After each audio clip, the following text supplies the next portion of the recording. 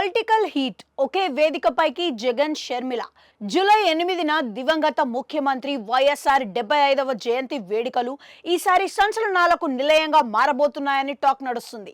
ఆ రోజు వైసీపీ అధినేత మాజీ ముఖ్యమంత్రి వైఎస్ జగన్, ఏపీ పిసిసి అధ్యక్షురాలు వైఎస్ షర్మిల ఇద్దరు కడప జిల్లా ఇడుపులపాయలోని వైఎస్ఆర్ ఘాట్ వద్ద తమ తండ్రికి నివాళులు అర్పించనున్నారు. మొన్నటి అసెంబ్లీ ఎన్నికల్లో వైసీపీ ఘోరంగా ఓడిపోయింది. కేవలం 11 స్థానాలకే పరిమితమైంది. ఈ నేపథ్యంలో వైసీపీ వైఎస్ఆర్ జయంతి వేడుకలను భారీ ఎత్తున జరిపి ఆయన లెగసీని కొనసాగించేది తామేనని నిరూపించుకోవాలనుకుంటోంది.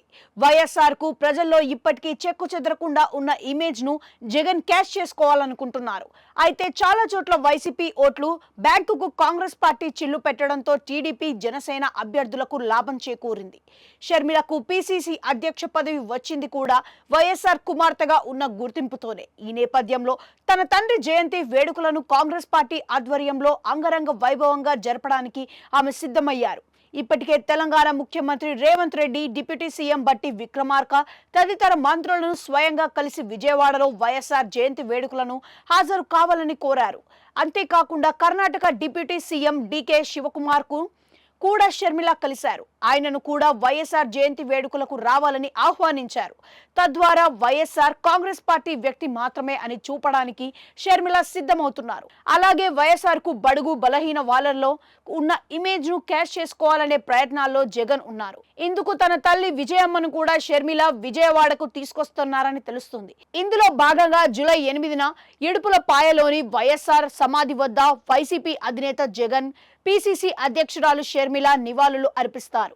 ఎవరికి వారుగానే ఈ కార్యక్రమాల్లో పాల్గొంటారని తెలుస్తుంది. ఆ తర్వాత షర్మిల విజయవాడకు వచ్చి వైఎస్ఆర్ జయంతి వేడుకల్లో పాల్గొంటారు. ఈ నేపథ్యంలో ఎన్నికలు ముగిసినా మరోసారి అన్నా చెల్లెళ్ల మధ్య పొలిటికల్ హీట్ తప్పేలా లేదని అంటున్నారు. ఎన్నికల ముందు షర్మిల వైసీపీపై తీవ్ర విమర్శలు చేశారు. తన అన్న జగన్ కు కూడా విడిచిపెట్టలేదు.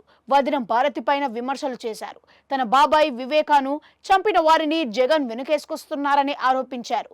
మరోవైపు జగన్ సైతం షర్మిల పేరు ఎత్తుకుండానే ఘాటు విమర్శలు చేశారు. తన చెల్లెలు షర్మిల సునీత తనపై విమర్శలు చేస్తున్నారన్నారు. చంద్రబాబు పంచన చేరి ఆయన కుట్రలో భాగస్వాములయ్యారని మండిపడ్డారు.